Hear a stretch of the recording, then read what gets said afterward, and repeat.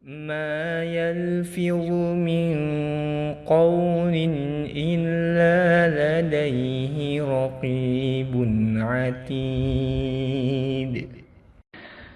Tidak ada suatu kata yang diucapkannya, melainkan ada di sisinya malaikat pengawas yang selalu siap mencatat.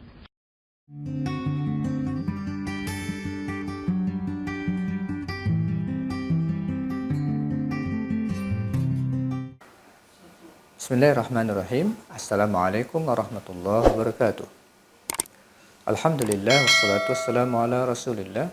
Pencinta ilmu komunikasi Islam, bersua kembali kita dengan kuliah ilmu komunikasi Islam.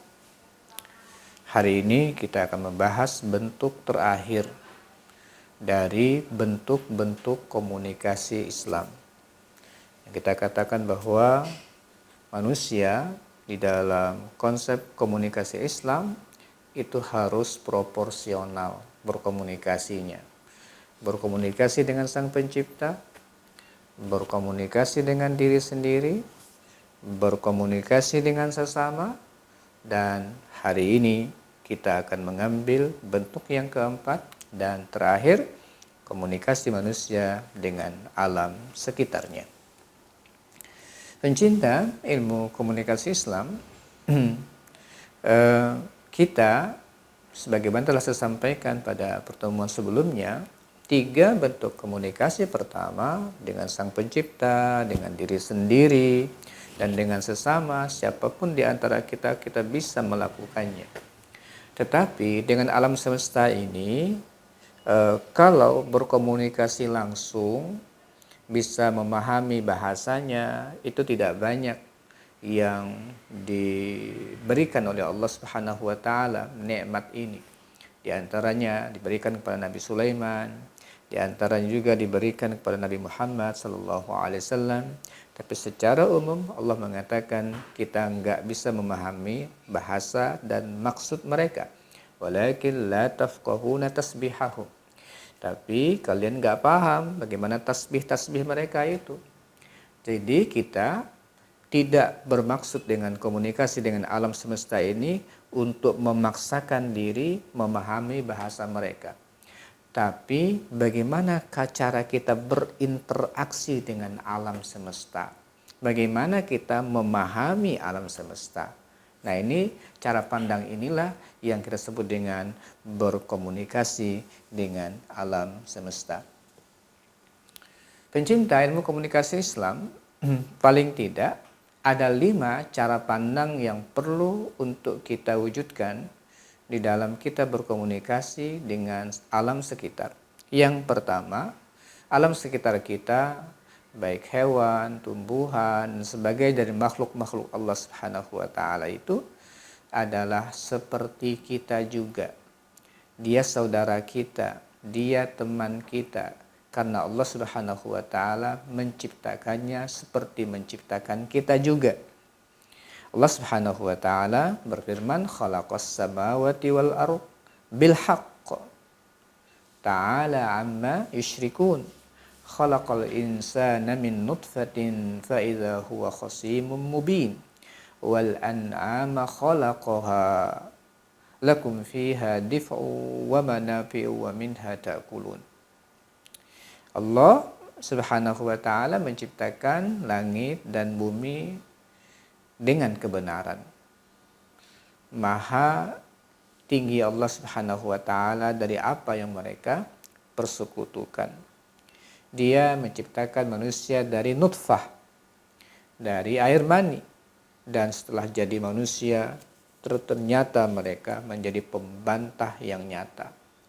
Lalu Allah Subhanahu wa taala menciptakan hewan ternak. Wal an'ama khalaqaha. Allah Subhanahu wa taala menciptakan hewan ternak. Lakum fiha dif'un. Untuk mereka bulu-bulunya dipakai bisa untuk memanaskan badan dan manfaat-manfaat yang lain, di antaranya ada yang untuk kalian makan.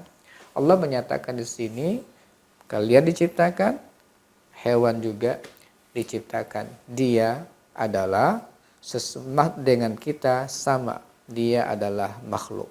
Oleh sebab itu, dengan cara pandang yang pertama ini, kita memperlakukan mereka seperti kita memperlakukan manusia. Dia adalah makhluk yang diciptakan oleh Allah Subhanahu wa taala seperti kita.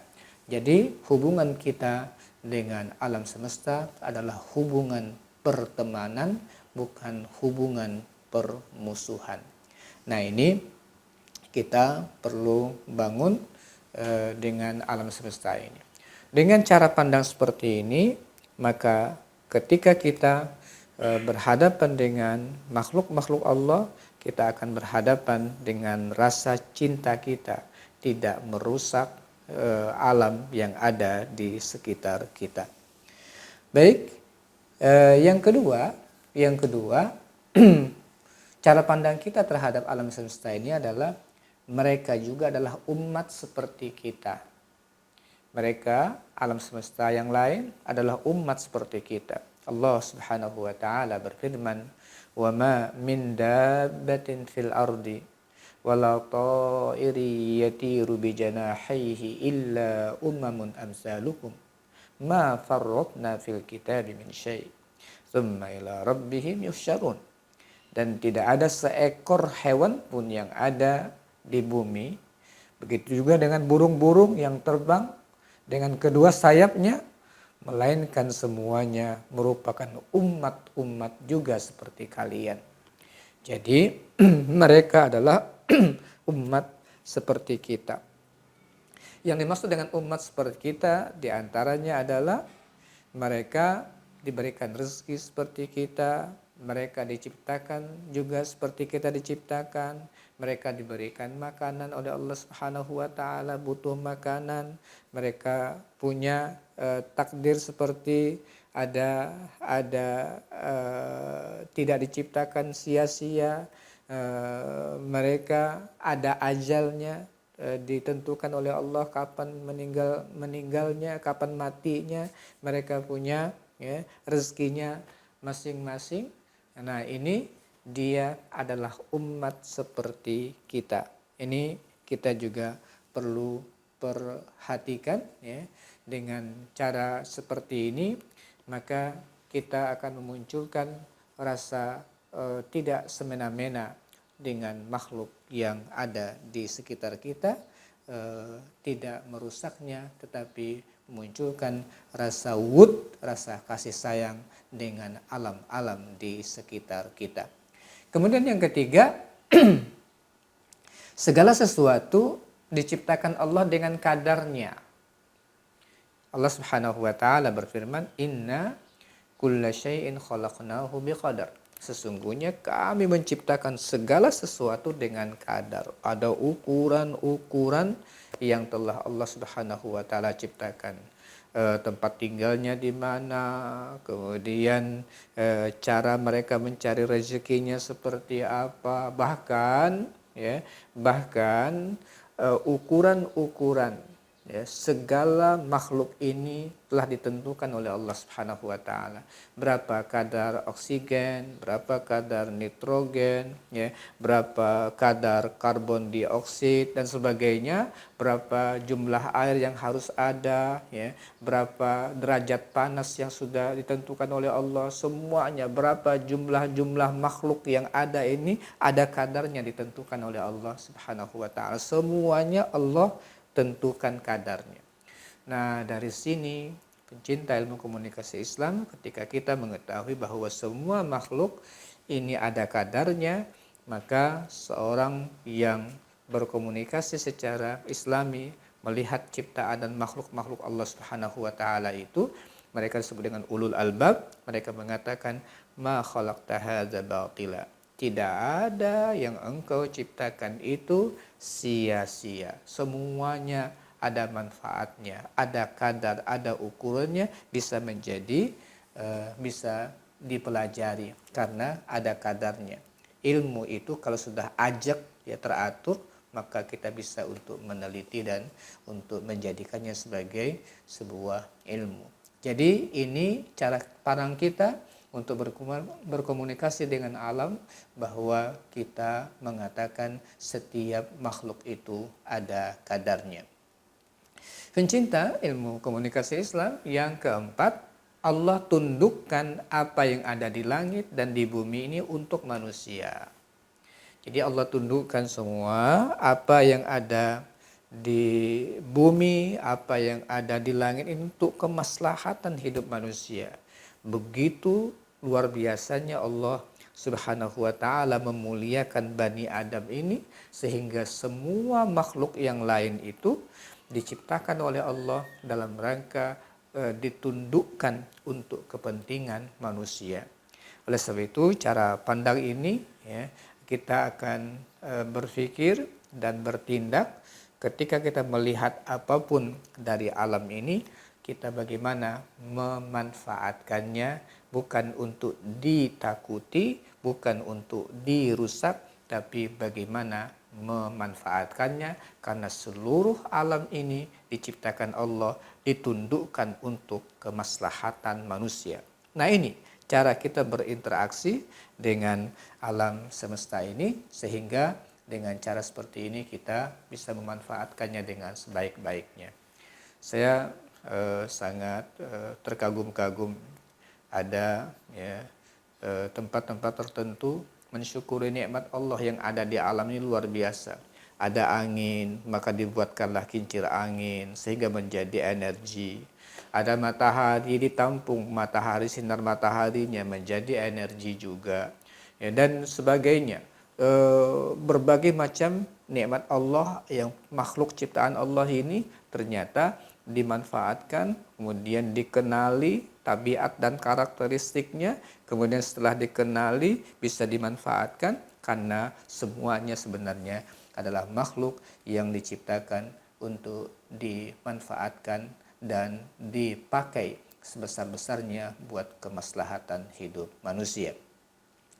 Pencinta ilmu komunikasi Islam, yang kelima dan yang terakhir, cara pandang kita terhadap alam dan bagaimana kita berinteraksi, berkomunikasi dengan alam semesta ini.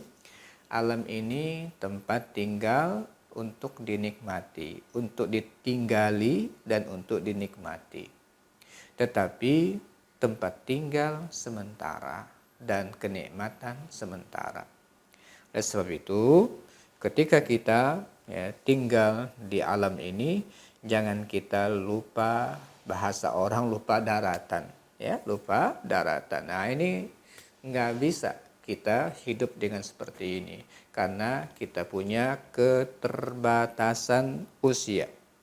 Ya, kata Rasulullah, umat Nabi Muhammad ini sekitar 60 sampai 70 tahun. Tidak banyak yang melewati usia tersebut.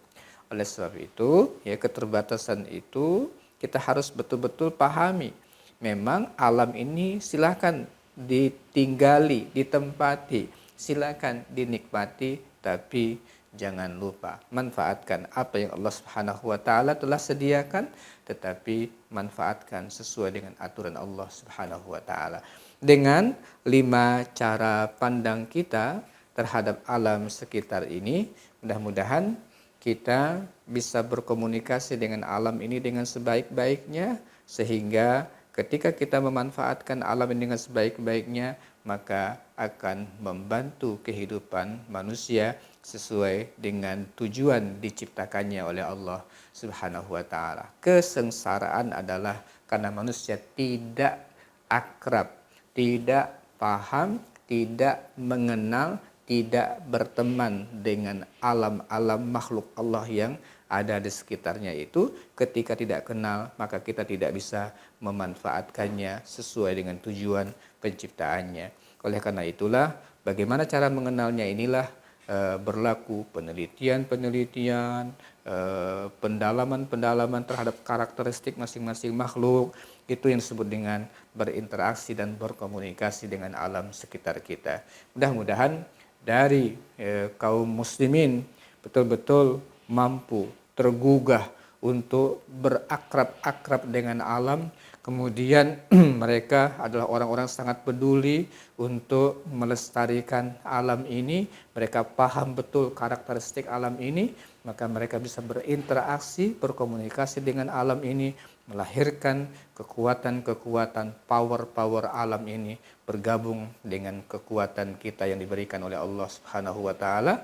Maka dengan demikian akan terbangunlah peradaban yang sangat-sangat beradab di muka bumi ini ketika kita belajar ilmu komunikasi Islam, diantaranya berkomunikasi dengan alam sekitar kita. Aku qouli hadza wa astaghfirullah li wa lakum. Assalamualaikum warahmatullahi wabarakatuh.